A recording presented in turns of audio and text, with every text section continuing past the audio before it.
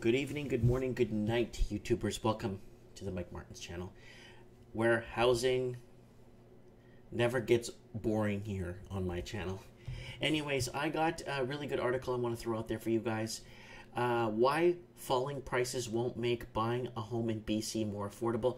So this kind of goes out to everybody that I'm covering in the English-speaking world, whether you're the UK, Australia, New Zealand, the United States of America. It's kind of important, you know, a lot of factors, lots of weird underlying factors that weren't allowed, or things that weren't allowed 20, 30 years ago are happening at full force now in 2018 and 2019. So let's tackle this a bit, because this is kind of important. A lot of people on the sidelines watching my show, waiting for the time to come. So let's see what this has to say. Finally, the market correction we've been waiting for. I hear people saying recently, maybe now I'll actually afford to buy my first home. Well, cool your jets there. Enthusiastic would-be buyer. I'm sorry to break it to you, but there are reasons that home sales in major BC centers have fallen off a cliff, and that prices are teetering on the edge of the same abyss. And those reasons are what will probably prevent you from buying a home any more affordably than before. Here's the thing. People will always buy real estate at maximum price that they can afford. It's just human nature. To make a nest that you can be proud of. If lenders and governments make it really easy and cheap for people to borrow a lot of money to buy a home, these people will do so. Consequently, real estate prices go up. That's what was happening with our record low interest rates over the past few years. Historically guys, record low interest rates. As soon as you start doing the reverse, making it both harder and more expensive, people won't be able to buy homes at the same price as before.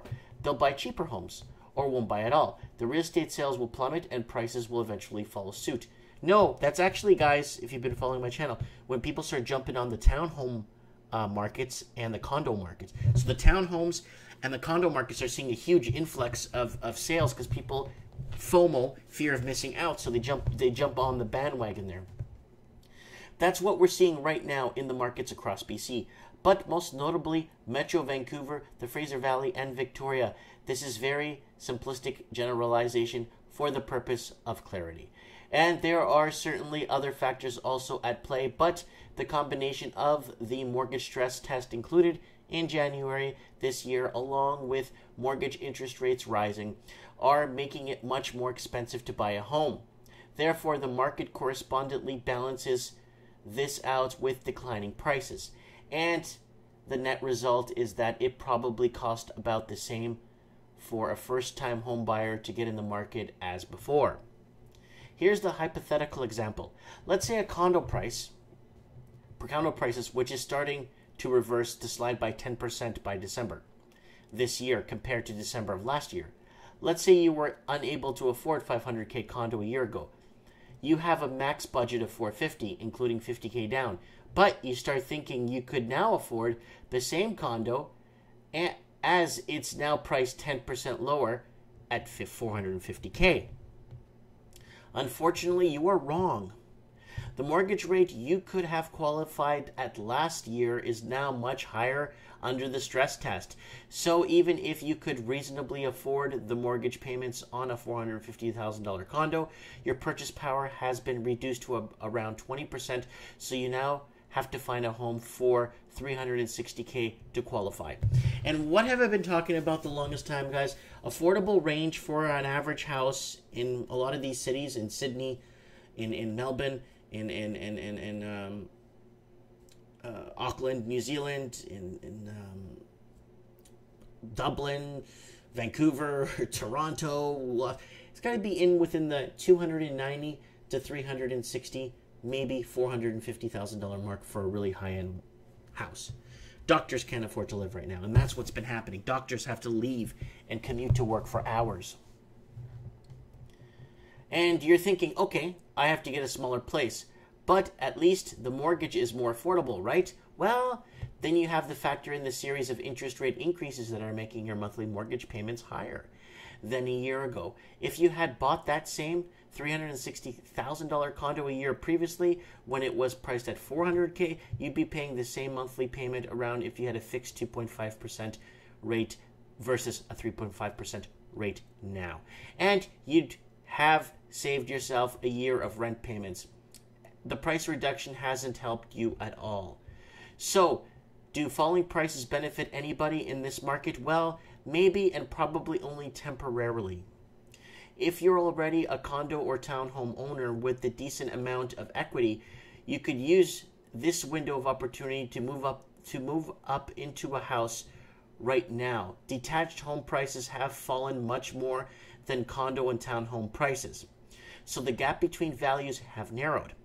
If you have enough equity that you can easily qualify under the stress test, now might be your chance to get into a house before a condo or townhome prices also slide too far. That's a really good part. That's a really good advice right there. As is often the case, the conclusion is that this market potentially good news for some of the haves and likely either bad or indifferent news for the have-nots. My personal advice, stop worrying about what the market is doing. Do whatever you can do to become or have in real estate, and probably means just a little less than what you might want. So guys, this is a really good article. I really wanted to cover this because of this, and a lot of people are waiting on the sidelines. And yeah, there's a lot happening right now. And the thing is, the vacant homes is an older article, but the vacant homes, I think once they start addressing the vacant homes in Vancouver, it's sitting at 66,719,000. Last report, this is an older article, so last report I got, where it's actually sitting under 90,000, 80 to 88,000-ish. So I kind of wanted to throw this article for you guys to kind of, especially the people that are waiting on the sidelines, and I know a lot of people are asking me the same questions every day. And should they own? Could they own? Should they jump in the market now? Prices are going down. The problem is the offset is interest rates are going up, right? And the stress test was mainly for like the people in Canada. It's I think foreign investors had a different type of loopholes they could go through, but the Canadian person, the person working and contributing to Canadian infrastructure and paying taxes and all, are the ones that had the short end of the stick the whole time for this whole hoopla, cockamaniac housing disaster that's happening for the last, I think, 8-9 years now in Vancouver, or longer.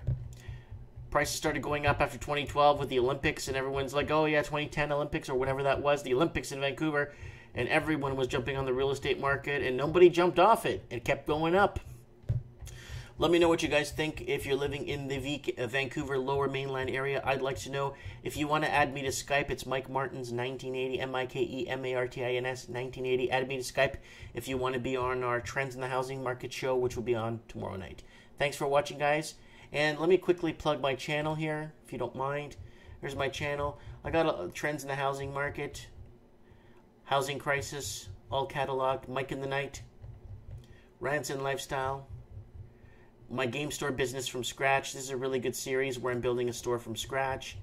Starting a home business from scratch. This one's been very good for me. I've been very successful with my home business, like extremely successful with my home business, guys. I really want you to, I'll do a follow-up video real soon for you guys.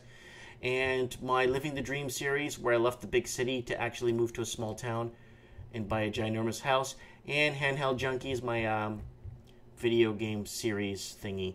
So guys, don't forget to follow the life of Mike and see what's happening in the housing market on a daily basis, and my rants.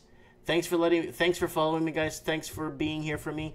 And don't forget to hit the subscribe button. And thanks to everyone that's been tipping me in the tip jar. It means a lot to me. Thank you.